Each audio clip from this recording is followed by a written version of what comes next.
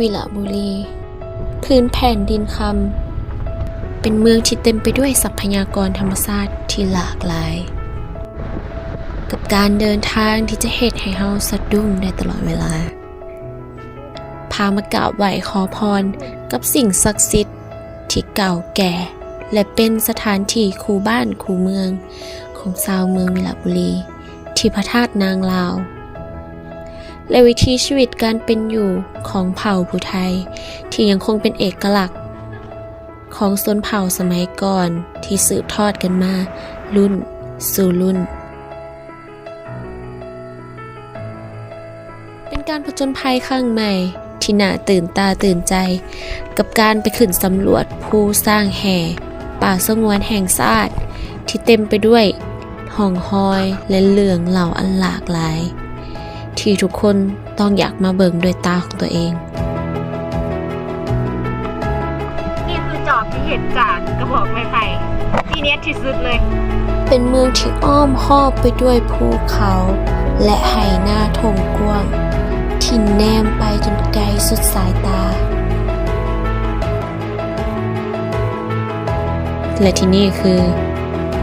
เมืองวิระบุรีแขวงสวรรณเขต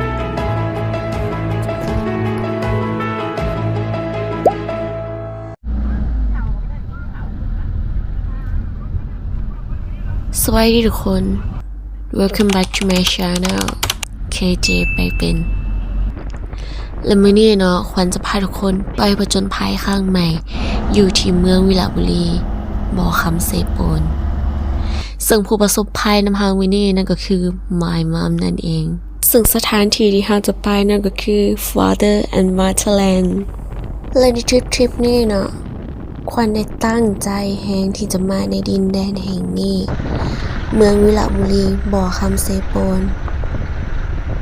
แต่อุปสรรคในการเดินทางของเฮานั่นก็บ่มีอีหยังหลายเลยนอกจากถนนหนทางที่บ่ค่อยเอื้ออำนวยปานใดอาจจะมีบางบ่อนที่ยุ่งยากและบางบ่อนก็อาจจะดีเพราะว่าช่วงที่ขวัญไปก็คือเป็นช่วงยามฝนแน่แต่ในระหว่างของการเดินทางนั้นอาจจะมีอิดเมื่อยแน่แต่ได้มาเห็นทิวทัศน์ธรรมชาติที่สวยงามและวิวบ่อคำเซโปนที่เป็นแหล่งกำเนิดของพื้นแผ่นดินคำของแขวงสวรรณเขตนั้นรู้สึกว่าเศร้าเมื่อยไปเลยอ่ะยิ่งมาเห็นมุมนี่เนาะเป็นฟิลฟูจิเลยก็ว่าได้นะภูหน่วยนี่อาจสิคิดไปเองหน่อยหนึ่งแต่แบบเห็นแล้วเห็นธรรมชาติในระหว่างของการเดินทางก็คือเศร้าเมื่อยไปเลยและในระหว่างทางนั่งรถมาตั้งแต่ขาหน้าบ่อเข้ามาถึงบ้านก็คือบ่ได้อยู่ซื่อๆเลยเผ่าผู้ไทยก็ยังคงเป็นเอกลักษณ์เฮือนไม้คือเก่า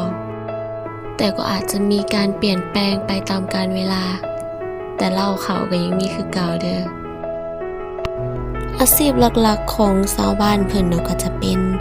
ปลูกฟางเลี้ยงสัตว์ซึ่งเฮือนหลังนี้เนาะมันขวัญอยู่ตั้งแต่น้อยเลยก็ว่าได้เป็นบ้านเกิดแม่ขวัญเองเนาะ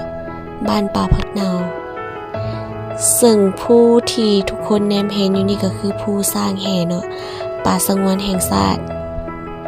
อย่างสมธรรมชาติไปอีกเทื่อหนึ่งกับมาพ่อเสียวทุกคนก็เลยแวะทักทายกันจังเลยให้ลุเพิกกะย่าหน้าสตองไปทั้งเลยขอบเจอไว้เจอกันไปก่อนเด้อ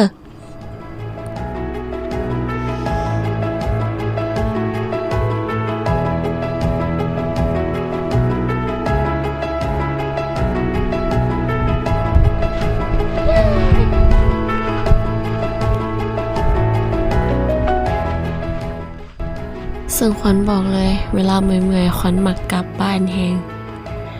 พอเวลาเมื่อยแล้วเขาได้กลับบ้านมาเห็นธรรมชาติแบบนี้แล้วมันรู้สึกว่าห่างกายได้พักผ่อนแบบเต็มที่ไปเลยนะได้เฮ็ดในสิ่งที่ตัวเองไม่ได้เฮ็ดออกไปท่องโลกกว้างถือว่าเป็นประสบการณ์ชีวิตไปเลยก็ได้นี่คือจอมยุทธเด้ แต่ละมืดแต่ละเว้นเนี่ยโอ้ย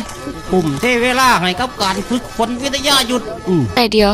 สีเศร้าแปลกจากโปงก่อน โยเสพมาหูว่านมาเฉลย เจ้ามือมานี่ ของก็เชิญไปได้น้ำโขงอ่ะนะ เจ้ามือเห็ดกินมานี่และในอาหารในมือนี้ขอเป็นตัวสวยในการเด็ดผักแล้วกันเมื่อประสองว่ะ ตู้บ้างเขา แล้วก็ว่าลูกค้ามันเห็นมาอยู่เนาะ